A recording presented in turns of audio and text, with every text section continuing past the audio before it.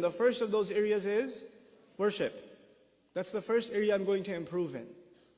The second area that you really have to work on, that you really have to be concerned with, is knowledge. And how am I going to grow in my knowledge this year? And by the way, I separate knowledge from worship. I separate the two. Because some people focus so much on knowledge and their worship is terrible. They don't worship. They think their knowledge is compensating them for it. So they're studying lots of tafsir and they know a lot of tajweed, but they don't even pay attention in salat. I mean, what are you doing? What's that knowledge for? I'm mentioning these things in priority. First thing was worship. The second thing is knowledge. And I don't mean become a alim and get a degree in sharia. Those of you that want to do that, congratulations. I'm talking to everybody here. Not everybody here is going to be a mufti or a alim or whatever. But you have to be educated Muslims.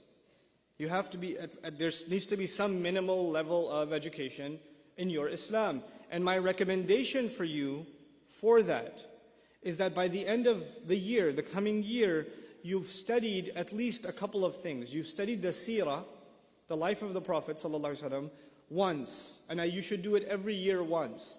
And actually you should read a different source on the seerah every year for the next few years and really study it. So if you take one book don't ask me which book you should read on the seerah, read all of them. But take one at a time. Take one and go through it 1 year. Then go again to the seerah again another year. Then again another year. And you know what? Because that is the life of that man, sallallahu alaihi wasallam, is our vision, is our inspiration. So you have to keep going back to it. That's a part of your education. And it'll give you perspective and it will open doors for reflection and contemplation for you, that study of seerah in and of itself. There are wonderful resources on that available, and I don't think you'll have any trouble finding them, inshallah ta'ala. At the same time, you have to make substantial gains. In that same year, you have to make substantial gains in your Qur'an. I'm still in the area of knowledge. First area was worship, second area is knowledge, right? In this knowledge, you have to make some substantial gains in your Qur'an, which, let's just say you decided this year you're going to try to memorize, I don't know, Surah Al-Kahf, let's just say. So you set a goal. For this year, I'm going to memorize Surah Al-Kahf.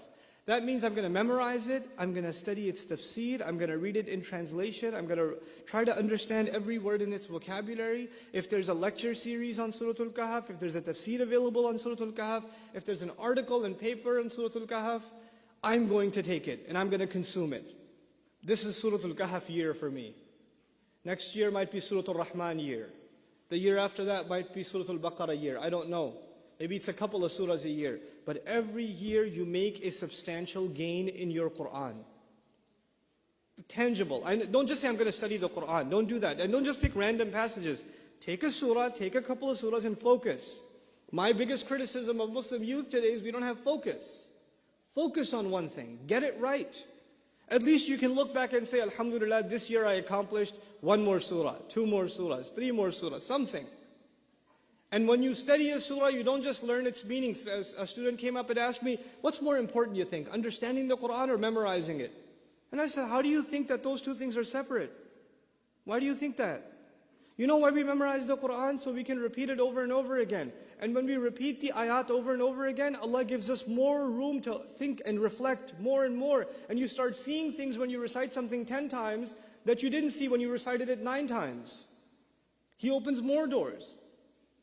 Wallahi, this is true of the Qur'an. The more you recite it, the more you understand it. And the less you recite it, the less you understand it. It's not like any other book. And memorizing it is a fundamental piece of understanding it. It is a fundamental of understanding it. So the surah you're going to study and understand better be the surah you're memorizing. Those two things go hand in hand. So I talked about seerah and I talked about Qur'an. And now I'll add one light elective. This is your Islamic semester for the year, for yourself, right? I'll add an elective to this semester. And the elective is at least 3 or 4 du'as. 4 du'as, you studied them, you memorized them, and they became a part of your day. This is actually combining knowledge and, I got 10 minutes is like an eternity. I don't need 10 minutes. But that's okay. You know, memorizing a few du'as from the Prophet ﷺ that you can make a part of your day. Now you're combining knowledge with practice. You're combining both of those things. Okay? And actually each of these three areas of knowledge that I mentioned, and I didn't mention others. I know there's fiqh, I know there's aqidah, I know there's tafsir, I know there's other areas of knowledge. I mentioned these three things on purpose because these three things will make you a better Muslim immediately.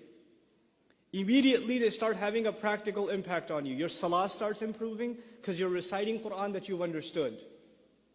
You know? Your love of the Prophet ﷺ is increasing because you're learning about his life every year.